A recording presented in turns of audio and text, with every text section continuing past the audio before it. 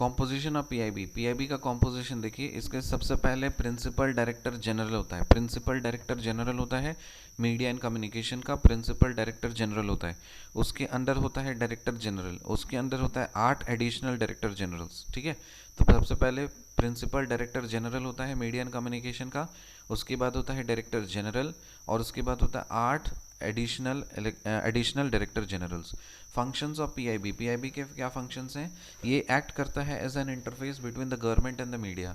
सो government और media के बीच में ये एक इंटरफेस की तरह काम करता है। दूसरा, serves to provide feedback to the government on people's reaction on the reflected in the media. और ये गवर्नमेंट को फीडबैक देते रहता है कि मीडिया में आपका क्या इमेज या रिफ्लेक्शन है। NCGG का फुल फॉर्म क्या है? National centre for good governance. NCGG का फुल फॉर्म क्या है? National centre for good governance. NCGG का फुल फॉर्म क्या है? National centre for good governance. NCGG has recently completed the training of the 24th batch of the Maldivian civil servants. So जो NCGG है, national centre for good governance, इसने अपना 24th batch complete किया है Maldivian civil servants का। क्या ये बात सही है? हाँ। NCGG has recently completed the training of 24th batch of Maldivian civil servants. NCGG was set up in 2014। जो NCGG है, national centre for good governance, इसको सेटअप किया गया था 2014 में। हेड ऑफ NCGG कौन होता है? कैबिनेट सेक्रेटरी होता है। National centre for good governance, ये इसका हेड कौन होता है? कैबिनेट सेक्रेटरी होता है। ऑब्जेक्टिव क्या है NCGG का? एक गवर्नेंस को इम्प्रूव करना, इम्प्रूव गवर्नेंस, पॉलिसी रिफॉर्म्स और capacity building and training of the civil servants and technocrats of India and other developing countries. तो ये जो national centre for good governance है, सिर्फ इंडिया के सिविल सर्वेंट्स को ट्रेन नहीं करता, रादर ये आपको और भी डेवलपिंग कंट्रीज है उसके सिविल सर्वेंट्स को भी ट्रेनिंग देता है।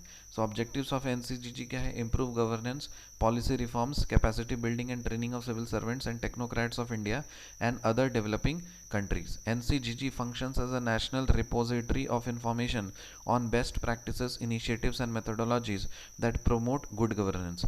So NCGG है ना, ये एक नेशनल रिपोजिटरी की तरह काम करता है। जितनी भी पॉसिबल इन्फॉर्मेशन है गुड गवर्नेंस से रिलेटेड, ये सारी जानकारी इनके पास रहती है। सारे प्रैक्टिसेस और इनिशिएटिव्स और मेथोडोलॉजीज इनके पास रहते हैं गुड गवर्नेंस को प्रमोट करने के लिए। रिकैप करते हैं।